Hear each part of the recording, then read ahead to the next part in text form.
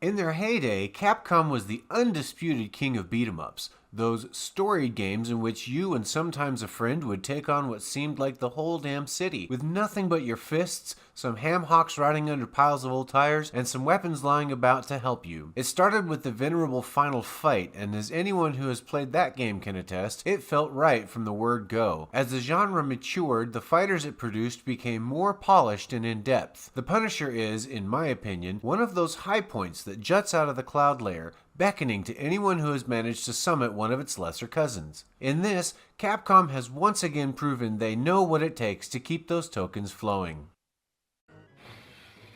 I've played Final Fight, Captain Commando, Streets of Rage, and dozens of other beat-em-ups, and none of them have given me the giddy feeling of being a complete badass that the Punisher has. From the jump, you play as either the Punisher or Nick Fury, and you basically tear through legions of thugs and bosses like they were tissue paper in a rainstorm. There is an incredible variety of destructible items in the environment, and those usually yield either bonuses or further weapons. The bonuses are your standard fare, bags of money, jeweled rings, and bundles of cash which merely give you points. Then you have the health items which give you an equivalent boost. Those are also fairly standard, including pizza, turkey, and the old Capcom standby, the huge ham hock on the bone. The weapons, however, are where this game truly shines. Goodness gracious, I was in thrill kill heaven. With an assortment of weapons ranging from hunting knives to baseball bats, lengths of pipe, chairs, swords, handguns, machine guns, Uzis, axes, rocks, throwing stars, and much, much more, there is never a shortage of ways to dispatch the legions of hapless meat puppets who litter each level. Seriously, if there's an employment application to serve as the minions in this game, there should be a clause stating, I, the undersigned, do hereby release the kingpin of all liability if I am suddenly and unwittingly speared to the face by a medieval lance. And no, I didn't pull that weapon out of my ass. It's in the goddamn game. Why aren't you playing this yet?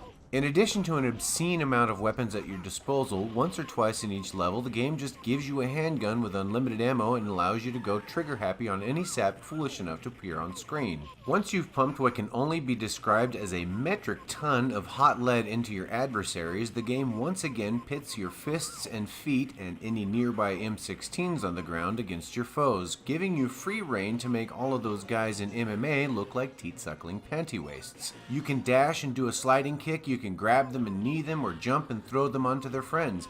You can grab them, jump and perform a mid-air suplex on them, or you can be boring and just walk up and do a couple of combo punches on them. If you're in a pinch, which you will be in the later levels, you can toss a grenade and watch your foes all become encased in what appears to be a mummy wrap of flames, which was cool in Final Fight and Street Fighter 2 and continues to kick all ass to this very day. Of course, if you need more evidence that this game will appeal to that violent little sociopath nestled deep within your brain, allow me to illustrate.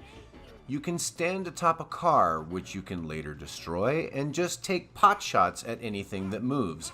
More specifically, you can stand atop a car and take pot shots at guys named Trench. Fathers of teenage girls will absolutely adore this game. The 90s were a turning point for video games, both in the arcades and at home. Gone were the washed-out, simple graphics of yesteryear, and in their place were vibrant colors, big sprites, and full digitized sound. Final Fight in its day was unabashedly groundbreaking, and Capcom consistently outdid themselves on nearly every brawler they made thereafter. The Punisher is no exception. The large, highly detailed sprites, the varied and colorful backgrounds, and the great sound effects were an audio-visual treat. With the passage of time, the graphics are beginning to show their age, but in my opinion, still remain a marked pinnacle of the early to mid-90s era of arcade games. Both main characters are not only highly detailed and exude this constant air of badassedness, but furthermore appear truthful to the comics, giving them an air of legitimacy. The sounds are pretty great, noises associated with fist-hitting thug are nicely rendered, and things smashing and blowing up, usually thanks to you, are well presented. What gives this game the auditory edge in my mind, though, is the voice samples. They are so cheesed and laughable they ascend to greatness. The first time you hear Nick Fury or the Punisher belt out their battle cry, you'll feel an inescapable pang of embarrassment. But after the 100th or so baddie screams out an absolutely hilarious ow, you'll begin to understand the nature of this virtual dimension, and will come to embrace the Punisher's trademark wail. Axl Rose, eat your heart out.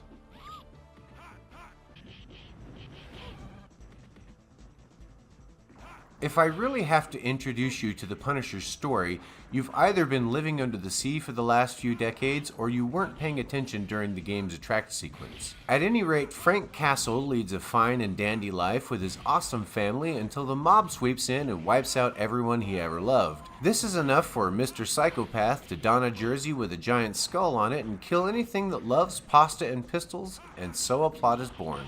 His primary nemesis is the infamous Kingpin, who, in addition to being the boss of the crime syndicate that killed Castle's family, also appears to be the approximate size of a frickin' elephant. Castle, who now goes under the moniker of the Punisher, works his way up a chain of cronies which include giant robots, ninja chicks who crawl around like water bugs, and guys with arms that turn into grenade launchers, until he finally meets up with Kingpin, who fights by blowing cigar smoke in the Punisher's face. I guess when you run a whole crime family, you're allowed to be a tool.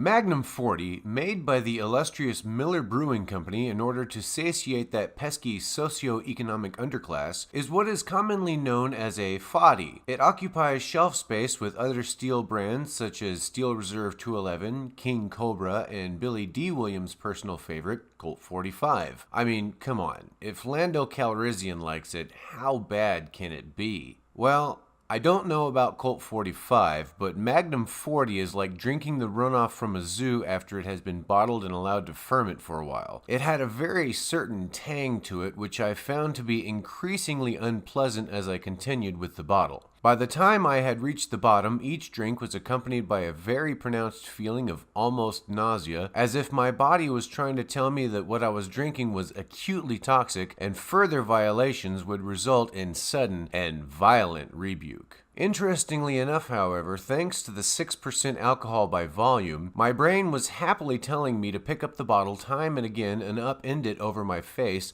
delivering more and more of the dishwater-like brew to my innards where it became one with my increasingly chagrined being. Once the beer was finally finished, I felt a warm unease in the pit of my stomach, which went nicely with the rubberiness in my legs and the spinning top in my head. My mouth has henceforth retained a very alcoholic aftertaste, and I'm sure that's a pretty good indicator of what I'm going to feel like in the morning. The carbonation in the drink was just low enough to facilitate chugging, which I chanced in the early stages, but quickly stopped once that nauseous feeling began to accompany each slug. I soon began to realize what $2.50 worth of alcohol does for you, and just as quickly realized that I didn't want to experience $2.50 worth of alcohol ever again. Of course, given the nature of this channel and the fact that I'm dirt poor most of the time, that last statement doesn't actually preclude me from ever drinking cheap malt liquor ever again. I just now know that I don't want to.